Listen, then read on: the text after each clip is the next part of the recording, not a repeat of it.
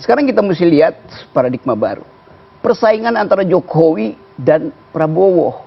Jadi Jokowi menyusupkan orangnya, Prabowo menyusupkan orangnya. Dua-duanya cemas. Jokowi cemas, dia tidak punya orang ketika lengser. Prabowo cemas, kalau tidak dipasang sekarang, nanti orang Jokowi yang berkuasa. Ya bahwa itu tadi Anda dikatakan ini modus operandinya Bang Rocky aja, membenturkan antara Pak Jokowi dengan Pak Prabowo. Dari awal modus operandi saya begitu. Pertama, kalau motifnya adu domba, saya kira memang ini harus kita lawan ya. Dan perpecahan yang mereka bayangkan oleh teman-teman itu bahwa Pak Prabowo akan melupakan Pak Jokowi, Pak Prabowo akan ngakalin Pak Jokowi dan sebagainya. Dan sebaliknya Pak Jokowi akan ganggu Pak Prabowo. Ini adalah niat-niat tidak baik. Saya kalau bertanya balik, siapa pimpinan politik yang anak keturunannya tidak ada dalam politik? Nggak ada. Nggak ada. Loh kenapa begitu giliran Pak Jokowi kita ribut semua? Sekarang kita mesti lihat paradigma baru. Persaingan antara Jokowi dan Prabowo. Saling taruh orang di situ. Kan itu intinya kan. Jadi Jokowi menyusupkan orangnya, Prabowo menyusupkan orangnya. Siapa yang disusupkan nih? Ya itu yang diganti-ganti itulah. Oke. Jadi itu sebetulnya penanda bahwa dua-duanya cemas. Jokowi cemas, dia tidak punya orang ketika lengser. Prabowo cemas, kalau tidak dipasang sekarang, nanti orang Jokowi yang berkuasa. Jadi kita mesti pindah cara melihatnya tuh. Bukan konflik lagi antara Jokowi dan Megawati. Yang memang sudah terjadi. Jadi konflik baru, konflik psikologi antara Prabowo dan Jokowi. That's all. Jadi dia bersiap-siap untuk mengintip lubang persembunyian Jokowi. Demikian juga Pak Jokowi. Itu aja. Bang Rocky, tadi dikatakan oleh Pak Kodari bahwa ya ini sebetulnya cara Pak Jokowi untuk membantu PD Perjuangan keluar. Jadi bukan antara Pak Jokowi dengan Pak Prabowo, tapi memang ya antara PD Perjuangan dengan Pak Jokowi. Ya nggak ada soal. Apa buat saya apa tuh? Ya bahwa itu tadi Anda dikatakan ini modus operandinya Bang Rocky aja, membenturkan antara Pak Jokowi dengan Pak Prabowo. Dari awal modus operandi saya begitu. Civil society, kalangan pro demokrasi yang bisa kita petakan orangnya itu aja, ya. Selama lebih kurang 10 tahun ini, menilai justru sebaliknya, Bu, bahwa Jokowi adalah telah merusak demokrasi, ya kan, membuat sebuah dinasti yang sangat kuat dan seterusnya, sehingga ini tidak baik buat bangsa, ya kan. Dan mereka mencoba mengambil posisi itu seolah-olah mengingatkan presiden terpilih untuk tidak ada dua matahari dan seterusnya, untuk tidak mau didikte oleh Presiden Jokowi dan seterusnya. Menurut Bung, posisi penilaian atau penilaian seperti itu bisa diterima nggak sih? Pertama, kalau motifnya adu domba, saya kira memang ini harus kita lawan ya, dalam pengertian saya tidak mau transisi Pak Jokowi kepada Pak Prabowo itu seperti dari Bung Karno kepada Pak Harto, atau dari Pak Harto ke Pak Habibie, atau dari Pak Habibie ke Gus Dur, atau dari Gus Dur ke Ibu Mega dan seterusnya. Saya nggak mau. Kita mau ini sesuatu yang lebih baik, bahwa pemimpin saling mengantarkan secara baik, bahwa antara Pak Prabowo dan Pak Jokowi ternyata berada dalam satu nafas visi bersama untuk melihat ke depan, karena berdua akhirnya gabung dalam pemerintahan 2019-2024 itu soal lain, tapi kedamaian transisional ini harus kita jaga.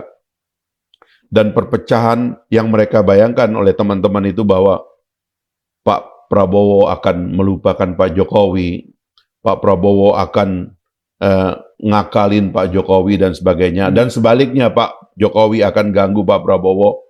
Ini adalah niat-niat tidak baik. Kita nggak boleh izinkan itu. Kita harus melihat transisi yang lebih baik. Dan antara pemimpin yang satu dengan pemimpin yang lain, saling mengestafet perjalanan besar ini, perjalanan kita ke depan itu. Nah itu yang kita inginkan, dan sebenarnya itu yang harus kita desain dalam sistem kita ke depan. Dan faktanya bahwa Pak Prabowo dan Pak Jokowi sampai hari ini masih solid. Bahkan mungkin Bung Budi nonton itu pidatonya Pak Prabowo di acara Gerindra yang mengatakan kalau ada yang menyakiti Bapak, kami semua yang mencubit, kami semua terluka. Itu adalah jaminan Pak Prabowo dan Partai Gerindra kepada Pak Jokowi Tapi sebenarnya itu adalah jaminan yang harus kita berikan juga. Bangsa Amerika itu, Bung, apapun yang terjadi oleh pemimpinnya itu dijagain tuh. Seolah-olah pemimpin tuh nggak boleh salah.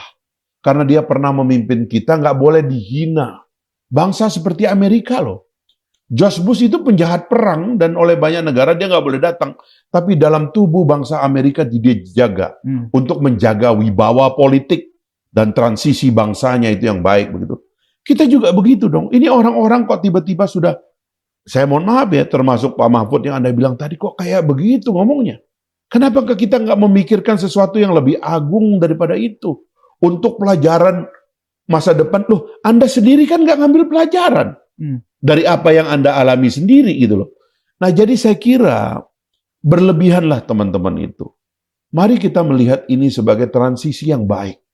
Antara pemimpin ini gayung bersambut, antara pemimpin. Dalam demokrasi itu, Bung, nggak akan ada pemimpin yang jahat. Terlalu liberal negara demokrasi itu, apalagi sekarang ini ada handphone, ada kebebasan publik. Nggak mungkin lah orang itu jahat. Tapi sekali lagi, karena nggak melihat ini sebagai sebuah pekerjaan sistem. Misalnya kritik bahwa hilangnya demokrasi. Saya terus terang, Bung, ya, ini korban loh saya ini. Periode pertama Pak Jokowi, saya wakil ketua DPR yang mengawasi dunia pendidikan, termasuk pendidikan tinggi. Saya dilarang masuk kampus. Saya dipersekusi. Tapi kritik saya kepada sistem. Dan teman-teman ini mohon maaf ini semua yang sekarang kritik ke Jokowi itu. Tidak ada yang nyalahkan kampus. Tidak ada yang nyalahkan guru besar. Tidak ada yang menyalahkan bahwa telah terjadi ekstremitas yang dibawa ke dalam kampus dikendalikan oleh politik. Harusnya mereka pada waktu itu hadir dan melakukan kritik yang sama.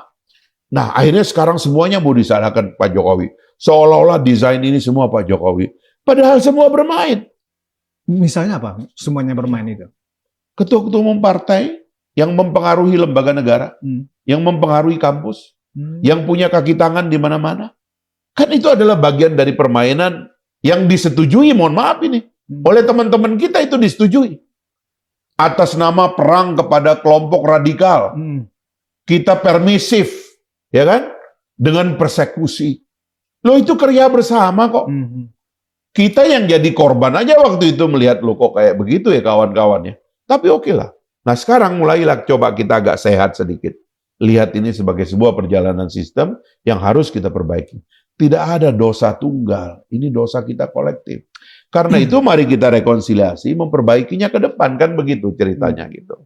Jadi kalau soal misalnya, anggaplah suara-suara kelompok-kelompok pro-demokrasi atau civil society ini, yang misalnya selalu tak terhindarkan ini terus menjadi tema mereka adalah ketika melibatkan anak-anak dan menantu bahkan ya kan, di dalam posisi-posisi politik ya kan yang sangat strategis di Republik ini, seolah-olah itu adalah bagian dari dinasti. Walaupun Bung tadi sudah menjelaskan bahwa itu bukan dinasti karena memang itu dipilih secara langsung oleh rakyat. Kalau rakyat tidak berkehendak, nggak akan mungkin juga Gibran akan dipilih, nggak mungkin juga Bobi akan jadi wali kota. Nah, apakah menurut Bung ya terlibatnya anak mantu Presiden Jokowi ini memang sesuatu kecelakaan yang nggak boleh lagi terjadi, atau memang itu proses yang alami saja? Saya kalau bertanya balik, siapa pimpinan politik yang anak keturunannya tidak ada dalam politik? Nggak ada. Nggak ada. Loh kenapa begitu giliran Pak Jokowi kita ribut semua? Padahal ini semua sudah menjadi realitas sebelumnya. Jadi menurut saya ini subjektivitas yang berlebihan. Jadi ini adalah akumulasi dari kemarahan berkali-kali dan kekalahan berkali-kali mungkin ya dari teman-teman itu yang kemudian menumpahkan ini secara tidak adil kepada Pak Jokowi dan keluarganya. Dan karena itulah kita mengajak semuanya, coba kita duduk agak clear situasinya ini. Saya misalnya, tadi soal definisi dinasti saya sudah bongkar dan saya kritik. Soal mekanisme di Mahkamah Konstitusi, ya soal Pak Anwar. Misalnya. Anwar Usman jadi ketua MK bukan karena Pak Jokowi. Dan dia menjadi ketua MK sebelum menjadi menantu Pak Jokowi. Betul. Dan ini karir, dan saya kenal pribadi. Orang ini sebelum dia menjadi hakim di Mahkamah Agung dulu sebelum ke MK, reputasinya jelas, track recordnya jelas gitu. Tapi kan kemudian dikembang-kembangkan seolah-olah dari lahir dia berkarir sudah diniatkan untuk menjadi keluarga Pak Jokowi. Betul. Loh, kita nggak tahu kapan adik Pak Jokowi akan jadi janda kemudian menikah. Ini kayak gitu, ini kan kita berlebihan. Lalu kemudian keputusan-keputusan itu, judicial review dan sebagainya. Itu mekanisme. Misalnya soal Kaisang itu, ada interpretasi terhadap undang-undang yang longgar memutuskan umur itu adalah umur pada saat mendaftar, umur pada saat ditetapkan, umur pada saat diumumkan menang sebelum gugatan, atau umur pada saat dilantik. Iya. Ini ada 4 spektrum. Lalu Mahkamah Agung mengatakan umur saat dilantik. Karena ini kira-kira labil, kira-kira begitu. Loh itu pesanan segala macam. Loh ini ada problem. Semua orang boleh menggugat ketidakjelasan hukum sebab itu merugikan dia. Iya. Sekarang setelah ini jalan lalu kemudian MK sekarang memutuskan. MK yang sama memutuskan yang mengatakan bahwa oh yang benar itu KPU. Yaitu pada saat pendaftaran. Ya sudah kan selesai. Terus kenapa kita nggak bilang oh alhamdulillah ternyata Pak Jokowi orang baik ya karena mengembalikan. Kenapa waktu itu diputuskan pelantikan kita ribut mengatakan bahwa ini semua direkayasa Pak Jokowi. Tapi begitu kembali ke sini kita tidak mengucapkan terima kasih bahwa akhirnya dikembalikan oleh Pak Jokowi. Nah, bias-bias semacam ini yang mesti kita perbaiki ke depan supaya kita jangan mempersonalisasi persoalan negara ini. Harus dilihat sebagai sistem, barulah kita ini bisa maju. Oke.